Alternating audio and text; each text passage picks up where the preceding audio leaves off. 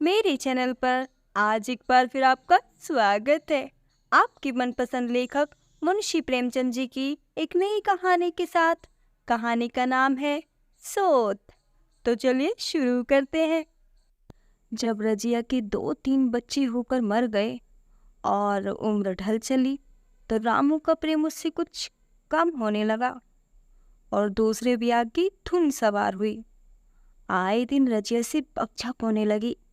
रामू एक न एक बहाना खोजकर रजिया पर बिगड़ता और तो और उसे मारता भी, और अंत में एक नई स्त्री ले ही आया जिसका नाम था दासी।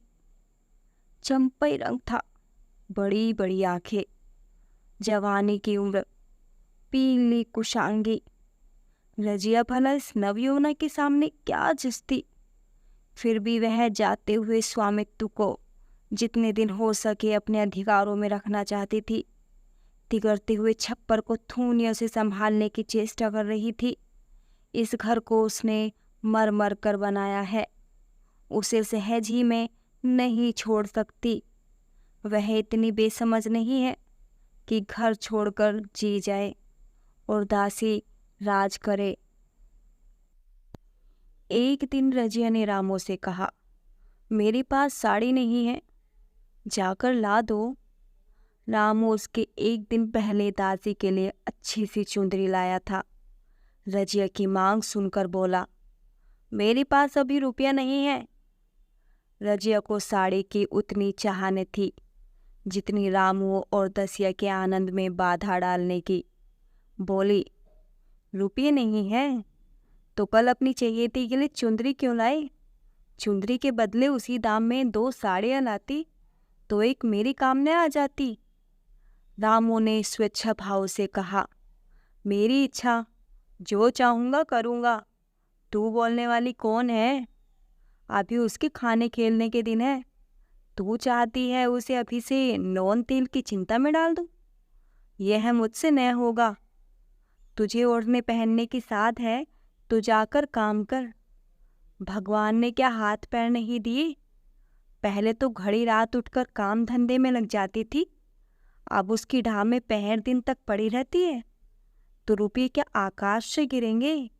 मैं तेरे लिए अपनी जान थोड़े ही दे दूंगा। रजिया ने कहा, तो क्या मैं उसकी लोंडी हूँ कि वह रानी की तरह पड़ी रहे और मैं घर का सारा काम करती रहूं? इतने दिनों छाती फाड़कर काम किया, उसका यह फल मिला, तो अब मेरी बला काम करने आती है। मैं जैसे रखूंगा वैसे ही तुझे रहना पड़ेगा। मेरी इच्छा होगी रहूंगी, नहीं अलग हो जाऊंगी। जो तेरी इच्छा हो कर, मेरा गला छोड़। अच्छी बात है, आज से तेरा गला छोड़ती हूँ। समझ लूंगी विधवा हो गई। रामू दिल में इतना तो समझता था कि यह गृहस्थी रजिया की जोड़ी हुई है, चाहे उसके रूप में उसके लोचन विलास के लिए आकर्षण न हो। संभव था कुछ देर के बाद वह जाकर रजिया को मना लेता, पर दासी भी कूटनीति में कुशल थी। उसने गरम लोहे पर चोटें जमाना शुरू की और बोली, आज देवी की किस बात पर बिगड़ रही थी? रामू ने उदास मन से कहा, तेरी चुंदरी के पीछे रजिया महाभारत मचाए हुए है। अब कहती है अलग रहूंगी। मैंने कह दिया, तेरी जो इच्छा हो कर। दसिया ने आंखें मटकाकर कहा, यह सब नखरे हैं कि आकर हाथ पांव जोड़े, मनावन करे और कुछ नहीं। तुम चुपचाप बैठे रहो, 2-4 दिन में आप ही गर्मी उतर जाएगी। तुम कुछ बोलना नहीं, उसका मिजाज और आसमान पर चढ़ जाएगा। रामू ने गंभीर भाव से कहा, दासी, तुम जानती हो वह कितनी घमंडिन है। वह मुंह से जो बात कहती है उसे करके छोड़ती है। रजिया को भी रामू से ऐसी निर्धनता की आशा न थी। वह जब पहले किसी सुंदर नहीं, इसलिए रामू को अब उससे प्रेम नहीं है।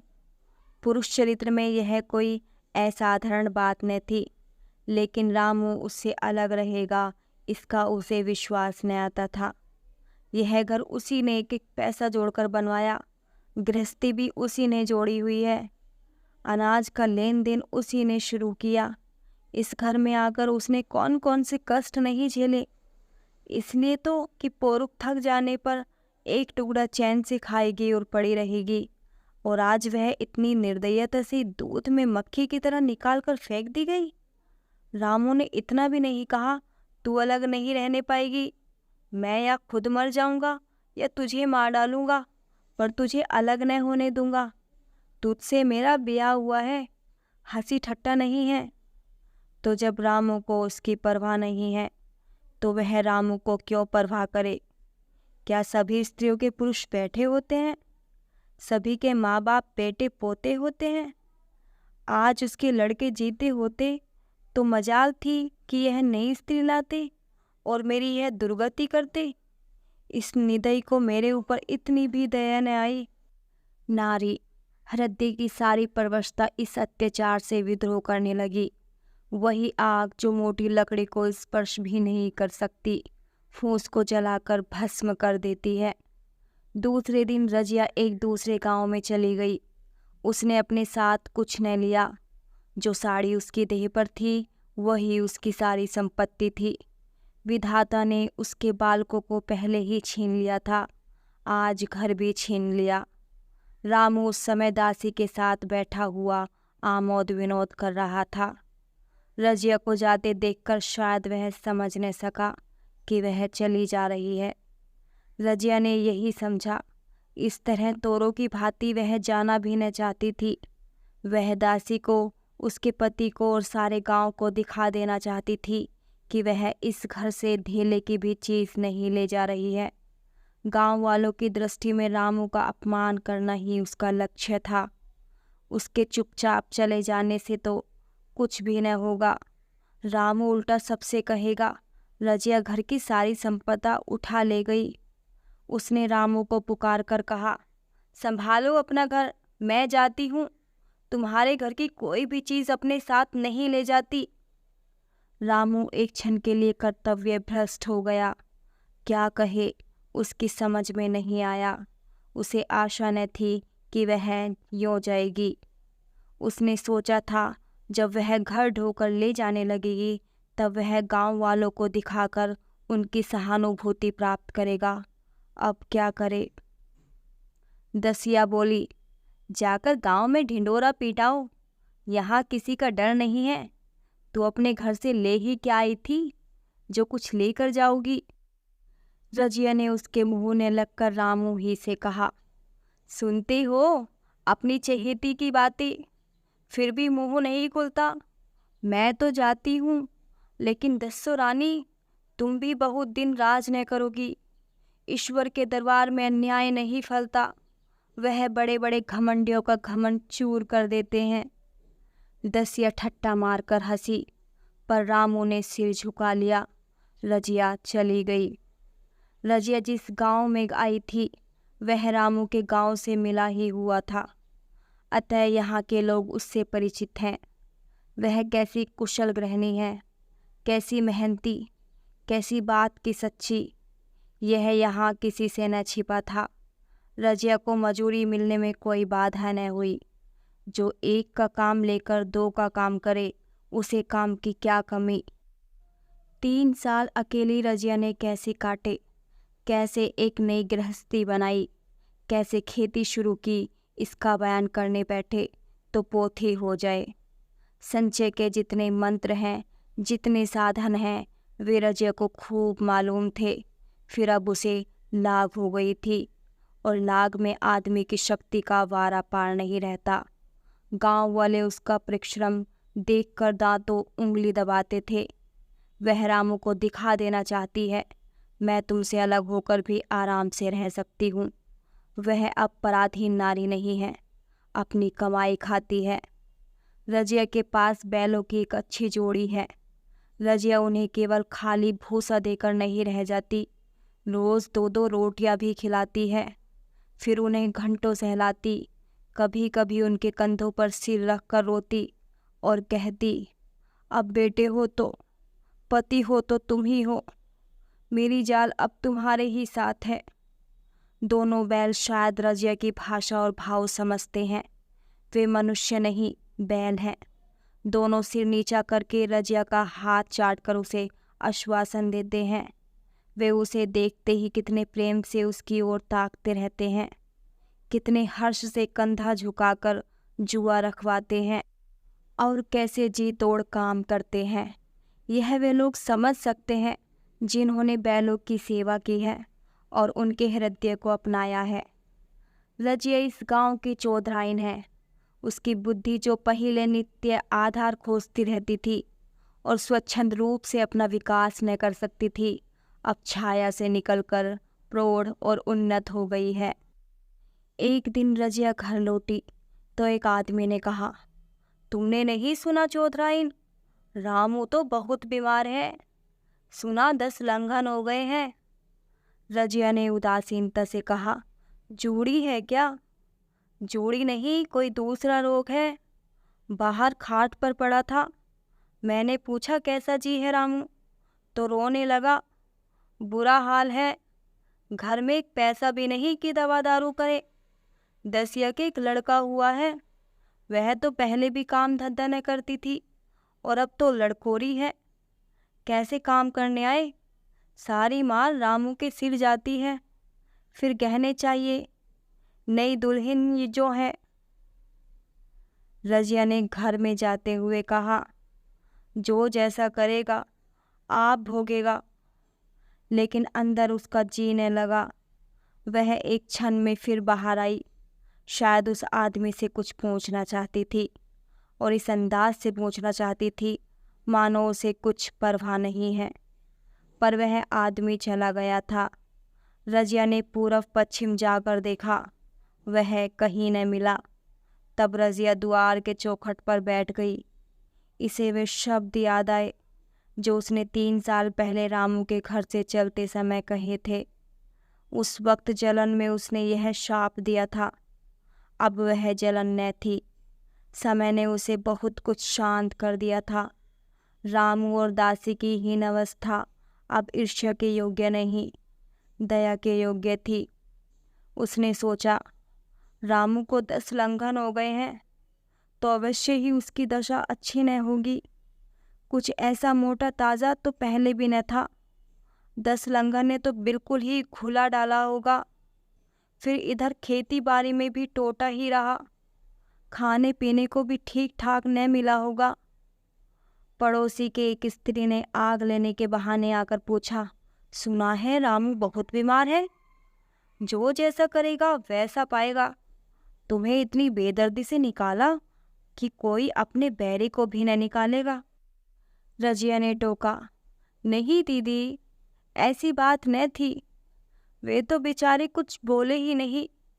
मैं चली तो सिर झुका लिया। 10 के कहने में आकर वह चाहे कुछ कर बैठे हों, यो मुझे कभी कुछ नहीं कहा। किसी की बुराई क्यों करूं? फिर कौन मर्द ऐसा है जो औरतों के बस में नहीं हो जाता? 10 के कारण उनकी यह दशा हुई है। पड़ोसी ने आग ने मांग मुंह फेर कर चली गई। रजिया ने कालसा और रस्सी उठाई और कुएं पर पानी खींचने गई। बैलों को सानी पानी देने का टाइम आ गया था, पर उसकी आंखें उस रास्ते की ओर लगी हुई थी जो मालसी रामू का गांव को जाता था। कोई उसे बुलाने आवश्यक आ रहा होगा। नहीं, बिना बुलाए वह कैसे जा सकती है? लोग कहेंगे, आखिर दौड़ी आई ना। मगर रामू तो अचेत पड़ा होगा। 10 लंघन थोड़े नहीं होते। उसकी देह में था ही क्या? फिर उसे कौन बुलाएगा? 10 को क्या गरज पड़ी है? कोई दूसरा घर कर लेगी। जवान है, 100 गाहक निकल आवेंगे। अच्छा, वह आ तो रहा है। हाँ, आ रहा है। कुछ घबराया सा जान पड़ता है। कौन आदमी है? इसे तो कभी मलसी में नहीं देखा। मगर उस वक्त से मलसी कभी गई भी तो नहीं। 2-4 नए आदमी आकर बसे होंगे। बटोही चुपचाप कुएं के पास से निकला। रजिया ने कलसा जगत पर रख दिया और उसके पास जाकर बोली, रामू महतो ने भेजा है तुम्हें? अच्छा तो चलो घर, मैं तुम्हारे साथ चलती हूँ। अभी मुझे कुछ देर है, बैलों को सानी पानी देना है, दिया बत्ती करनी है। तुम्हें रुपये दे दूं, जाकर दसिया को दे देना, कह देना कोई काम हो तो बुला भेजे। बटोही रामू को क्या जाने, किसी दूसरे गांव का रहने वाला था। पहले तो चकराया, फिर समझ गया, चुपके से रजिया के साथ चला गया और रुपये लेकर लंबा हुआ। चलते चलते रजिया ने पूछा, अब क्या हाल है उनका? बटोही ने अटकल से कहा, अब तो कुछ संभल रहे हैं। दसिया बहुत रोध हो तो नहीं रही है? रोती तो नहीं थी, वह क्यों रोएगी, मालूम होगा पीछे। बटोही चला गया तो रजिया ने बैलों को सानी पानी किया, पर मन रामू की ओर लगा हुआ था। स्नेह स्मृतियाँ छोटी छोटी तारिकाओं की भांति मन में उदित होती जाती थी। एक बार जब वह बीमार पड़ी थी, वह बात याद आई। 10 साल हो गए, वह कैसे रात दिन उसके सिरहाने बैठा रहता था, खाना पीना सब भूल गया था। उसके मन में आया, क्यों न चलकर देख ही आवे। कोई क्या कहेगा, किसका मुंह है जो कुछ कहे। चोरी करने नहीं जा रही हूँ, उस आदमी के पास जा रही हूँ जिसके साथ 15-20 साल ही हूँ। दसिया नाक सिकोड़ेगी, मुझे उससे क्या मतलब। रजिया ने किवाड़ बंद किए, घर मजूर को सहेजा और रामू को देखने चली, कांपती झिझकती, क्षमा का दान लिए हुए। रामू को थोड़े ही दिनों में मालूम हो गया था कि उसके घर की आत्मा निकल गई और वह चाहे कितना जोर करे, कितना ही सिर खपाए, उसमें स्फूर्ति नहीं आती। दासी सुंदरी थी, शौकीन थी और फूहड़ थी। जब पहला नशा उतरा तो ठाए ठाए शुरू हुई। खेती की उपज कम होने लगी और जो होती भी थी वह ऊट पटांग खर्च होती थी, उधार लेना पड़ता था। इसी चिंता और शोक में उसका स्वास्थ्य बिगड़ने लगा। शुरू में कुछ परवाह न थी, परवाह करके ही क्या करता, घर में पैसे न थे। अताइयों की चिकित्सा ने बीमारियों की जड़ और मजबूत कर दी और आज 10-12 दिन से उसका दाना पानी छूट गया था। मौत के इंतजार में खाट पर पड़ा कर रहा था और अब वह दशा हो गई थी जब हम भविष्य से निश्चिंत होकर अतीत में विश्राम करते हैं। जैसे कोई गरीब आगे का रास्ता बंद पाकर पीछे लौटे। रजिया को याद करके वह बार बार रोता और दासी को कोसता, तेरे ही कारण मैंने उसे घर से निकाला। वह क्या गई, लक्ष्मी चली गई। मैं जानता हूँ अब भी बुलाऊंगा तो दौड़ी आएगी, लेकिन बुलाऊं किस मुंह से। एक बार वह आ जाती और उससे अपने अपराध क्षमा करा लेती, फिर मैं खुशी से मरता, और लालसा नहीं है। सहसा रजिया ने आकर उसके माथे पर हाथ रखते हुए पूछा, कैसा जी है तुम्हारा? मुझे तो आज हाल मिला। रामू ने सजल नेत्रों से उसे देखा पर कुछ कह न सका। दोनों हाथ जोड़कर उसे प्रणाम किया, पर हाथ जुड़े ही रह गए और आंख उलट गई। लाश घर में पड़ी थी, रजिया रोती थी, दासिया चिंतित थी। घर में रुपये का नाम नहीं, लकड़ी तो चाहिए ही, उठाने वाले भी जलपान करेंगे ही। कफन के बगैर लाश उठेगी कैसे? 10 से कम का खर्च न था, यहाँ घर में 10 पैसे भी नहीं। डर रही थी कि आज गहन आफत आई। ऐसी कीमती भारी गहने ही कौन थे? किसान की बिसात ही क्या? 2-3 नग बेचने से 10 मिल जाएंगे, मगर और हो ही क्या सकता है।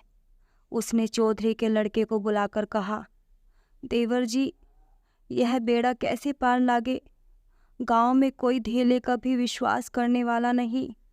मेरे गहने हैं, चौधरी से कहो इन्हें गिरो रखकर आज का काम चलाएं, फिर भगवान मालिक है। रजिया से क्यों नहीं मांग लेती? सहसा रजिया आंखें पोंछती हुई आ निकली, कान में भनक पड़ी, पूछा, क्या है जोखू, क्या सलाह कर रहे हो? अब मिट्टी उठाओगे कि सलाह की बेला है? हाँ, उसी का सरंजाम कर रहा हूँ। रुपये पैसे तो यहाँ होंगे नहीं, बीमारी में खर्च हो गए होंगे। इस बेचारी को तो बीच मंझधार में लाकर छोड़ दिया। तुम लपक कर उस घर चले जाओ भैया। कौन दूर है, कुंजी लेते जाओ। मंजूर से कहना भंडार से 50 रुपये निकाल दे। कहना ऊपर की पटरी पर रखे हैं। वह तो कुंजी लेकर उधर गया। इधर दसिया राजू के पैर पकड़कर रोने लगी। पहनापे के ये शब्द उसके हृदय में बैठ गए। उसने देखा रजिया में कितनी दया, कितनी क्षमा है। रजिया ने उसे छाती से लगाकर कहा, क्यों रोती है बहन? वह चला गया, मैं तो हूँ। किसी बात की चिंता न कर। इसी घर में हम और तुम दोनों उसके नाम पर बैठेंगी। मैं वहाँ भी देखूंगी, यहाँ भी देखूंगी। धाप भर की बात ही क्या, कोई तुमसे गहने पाते मांगे तो मत देना। दसिया का जी होता था कि सिर पटक कर मर जाए। इसे उसने कितना जलाया, कितना रुलाया और घर से निकाल कर छोड़ा। रजिया ने पूछा, जिसके रुपये हों सूरत करके मुझे बता देना।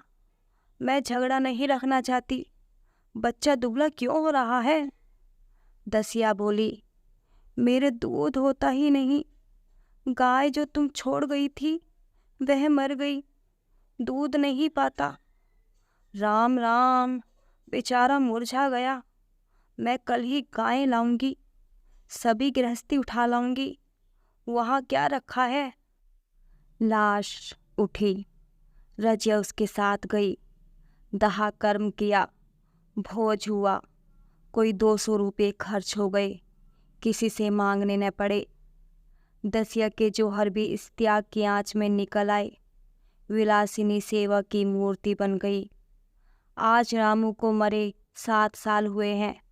रजिया घर संभाले हुए है। दसिया को वह सोत नहीं बेटी समझती है। पहले उसे पहनाकर तब आप पहनती है, उसे खिलाकर आप खाती है। जो खूब पढ़ने जाता है उसकी सगाई की बातचीत पक्की हो गई। इस जाति में बचपन में ही ब्याह हो जाता है। दसिया ने कहा, बहन गहने बनवा कर क्या करोगी? मेरे गहने तो धरे ही हैं। रजिया ने कहा, नहीं री, उसके लिए नए गहने बनवाऊंगी। अभी तो मेरा हाथ चलता है। जब थक जाऊं तो जो चाहे करना। तेरे अभी पहनने ओढ़ने के दिन हैं, तू अपने गहने रहने दे। नाइन ठाकुर सोहाती करके बोली, आज जोखू के बाप होते तो कुछ और ही बात होती। रजिया ने कहा, वे नहीं है तो मैं तो हूँ। वे जितना करते मैं उसका 2 गुना करूँगी। जब मैं मर जाऊँ तब कहना जोखू का बाप नहीं है। ब्याह के दिन दसिया को रोते देखकर रजिया ने कहा, बहू तुम क्यों रोती हो? अभी तो मैं जीती हूँ। घर तुम्हारा है, जैसे चाहो रहो। मुझे एक रोटी दे दो बस। और मुझे क्या करना है? मेरा आदमी मर गया, तुम्हारा तो अभी जीता है। दसिया ने उसकी गोद में सिर रख दिया और खूब रोई। जी तुम मेरी माता हो।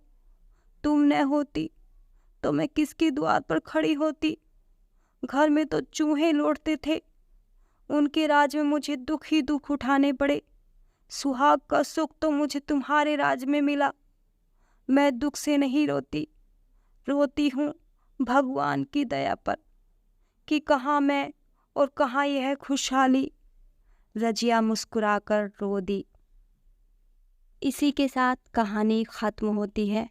ऐसी ही ढेर सारी कहानियाँ सुनने के लिए चैनल को लाइक एंड सब्सक्राइब ज़रूर कीजिएगा। Thank you.